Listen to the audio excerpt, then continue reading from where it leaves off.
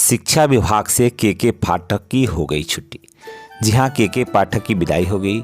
आनंद किशोर हो सकते हैं नए एसीएस। जी हाँ, अभी बिहार में एक बहुत बड़ा फैसला होने वाला है। जो अपर मुख्य सचिव जो शिक्षा विभाग के थे के पाठक, जी हाँ, वो चले गए हैं छुट्टी पर और उनकी जगह जो है आनंद किशोर हो सकते हैं बिहार के अपर मुख्य सचिव।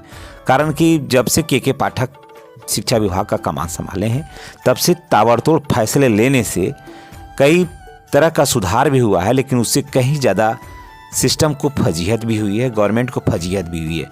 और सबसे बड़ी बात तो यह है कि नीतीश कुमार जिस उद्देश्य से इतने बड़े सुधार कर रहे थे, वो सुधार तो हो रहा था, लेकिन उससे ज़्यादा उनका वोट पर भी सीधा असर पड़ रहा था। इस बात को लेकर के नीतीश कुमार और तेजस्वी यादव दोनों बहुत परेशान थे, क्योंकि शिक्षकों का बहुत बड़ा वोट बैंक है और लगातार ताबड़तोड़ फैसले लेने की वजह से इस सिस्टम में भी बहुत परेशानी उत्पन्न हो गई थी।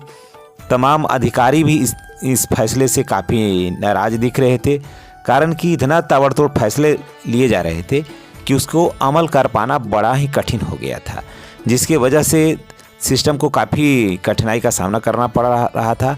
और जो बिहार में बहुत बड़े पैमाने पर जो मास वोट बैंक है वो शिक्षकों के पास है, और सरकार ने ये महसूस किया कि अभी चुनाव नज़दीक है, अगर इसी तरह से नाराज़गी शिक्षकों के में बनी रही तो निश्चित रूप से उसे काफ़ी बड़ा खामियाजा भुगतना पड़ सकता है।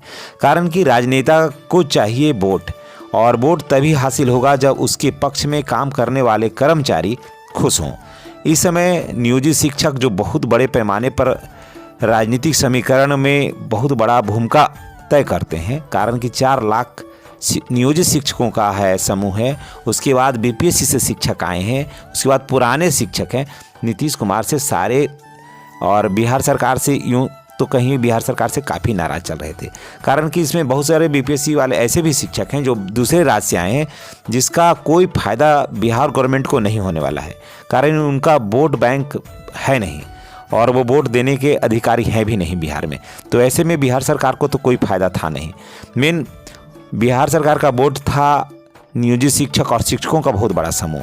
तो ये वर्ग जो था बहुत बड़ा वर्ग है, जो चुनाव में ड्यूटी तो करता ही है, साथ साथ इनके पास वोट बैंक बहुत ज़्यादा होता है, और हर गली समाज में शिक्षक बड़े पैमाने पर मौजूद होते हैं, जो अपनी चर्चाओं के दरमियान में वोट को प्रभावित करते हैं। तो ऐसे में सरकार के पास काफ़ी मुश्किल का सामना करना पड़ रहा था, और जितने भी माननीय सांसद और विधायक थे वो भी बिहार सरकार और ख़ास करके के पाठक से नाराज थे। और कुछ दिन पहले आपने सुना होगा कि आनंद मोहन भी के पाठक को ललकारा था, और इस समय आपको मैं बता दूं कि आनंद मोहन नीतीश कुमार के बहुत करीबी में से हैं, और उन्होंने भी काफ़ी चैलेंज किया था कि अगर उनमें दम है तो मेरे विरुद्ध फैसले ले करके देखें, हम उनको बता देंगे।